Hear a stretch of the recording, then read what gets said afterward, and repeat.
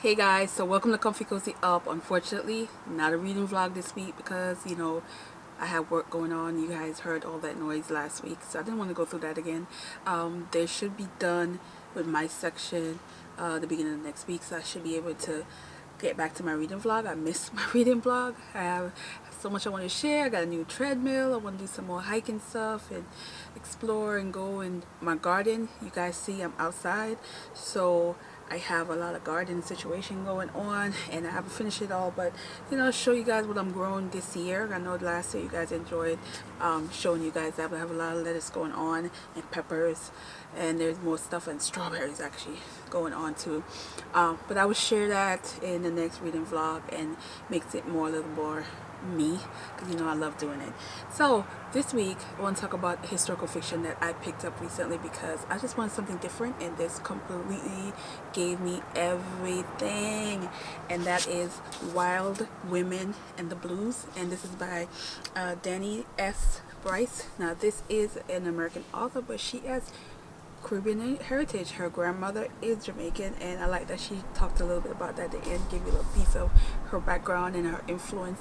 Now, this is an author that did her research. She is definitely gave me the feel of that era. So this is a story that took place back in 1925 Chicago, and the story is between that time and the present time in this, which is 2015. So we have a woman named Honore. So Honore is estimated to be 110, but she's still kind of at that period where you don't know when she's going to pass away. And we have this student. He is working on his PhD, and he wants to highlight a piece of video that he found that his grandmother had in a box of Honore during that time, and dancing with famous people, including a famous director and other people that were mentioned throughout the story that he wanted to know about her experience. And also there's a bit of mystery and history that connects them that he's not sure of, but he wants to know more. You learn both character because he is a young man who tragically lost his sister, and he is going through the grief of that as well. But also you have Honore now. She's old. She's remembering the era that was painful and things that happened, but also some good things that happened out of that era as well. And but she's torturing him a little. She's that old feisty woman who's not going to give him everything he wants right away, and he's going to have to dig for it. That's how her personality is, which I love with old characters in book. Now, how you get her now is she is young. She is a young woman who's a dancer, and she became at a young age having to fetch for herself and find ways to survive. And there is this young man that was in her life who disappeared after they had an intimate interaction, and all of a sudden she is at this club in Chicago where he showed up 3 years later. Now she's in that mindset, like, what's going on, what is he doing here, and the feelings come back. But she had to go audition at this other club that she expected to make a little bit more money and maybe have opportunity. She wants the Hollywood life. She wants to be found and be able to do movies and things like that. But in order to do that, she had to lie in order to go to that audition. And a fellow dancer wanted to say, to cover for her, had to give an envelope to a bartender at the club that she's going to audition for. In that whole situation, she ended up in a really bad situation where violence. Now this is gangster life in Chicago. This is money laundering, a lot of racketeering going on here, and she got sucked up in that world. And she's finding out people who she didn't know was doing that, is in that, and how she has to survive, things she has to do to get herself out of that, as well as the people who she care about out of that mess. It was everything. It was so much going on. She really dig into the historical background of that time, because there's a lot of things that she took.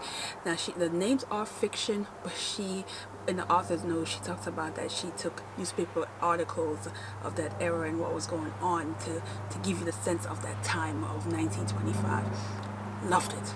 So what I like is suspense, because you don't know until the very end how they connected and why are they connected, and the historical background of the event that led to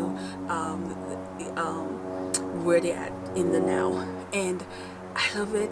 I love it. I love the how you don't know what's going to happen next, because she did keep the suspense going.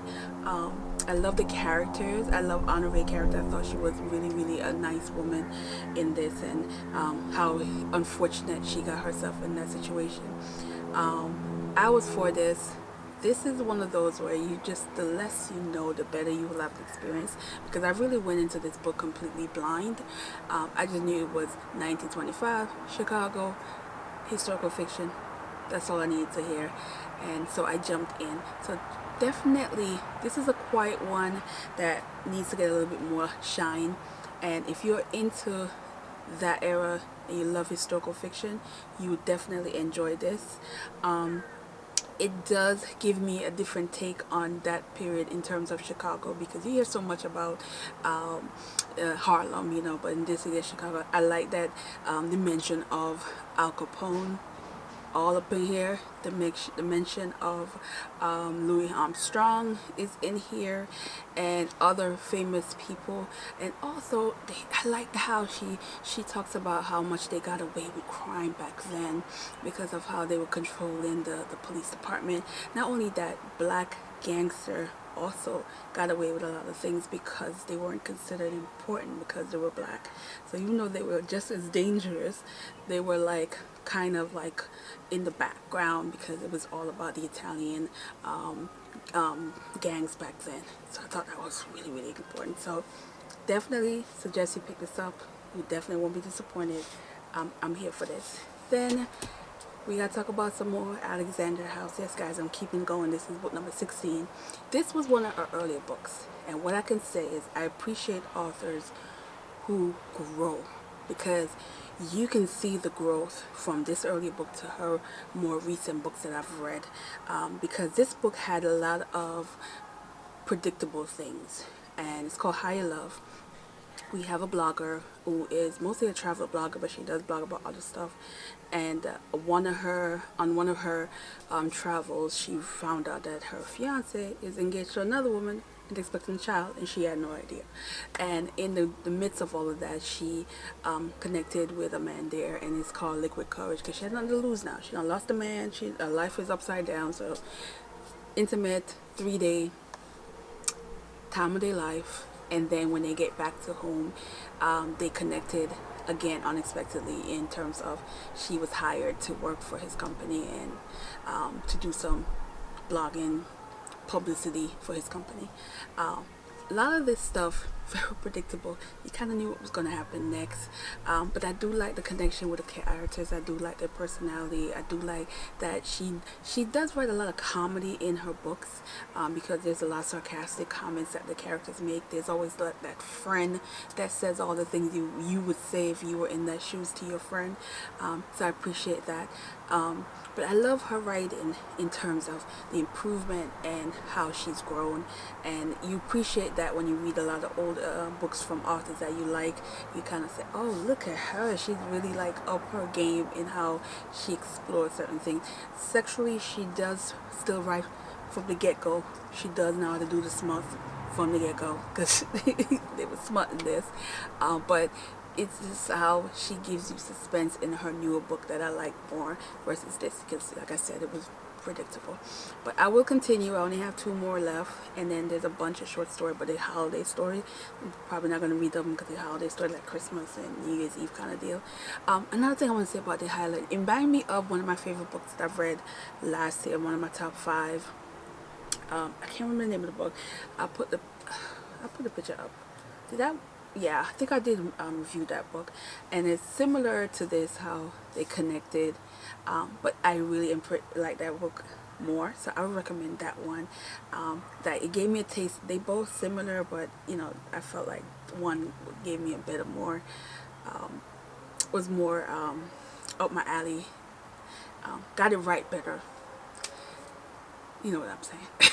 So anyway, guys, So I'm gonna end this here, and like I said, hopefully I'll have reading vlog back next week.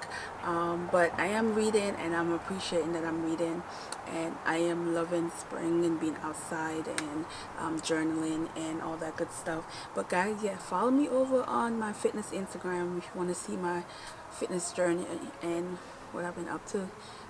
Yeah, thanks for watching, guys, and have a good day. Bye.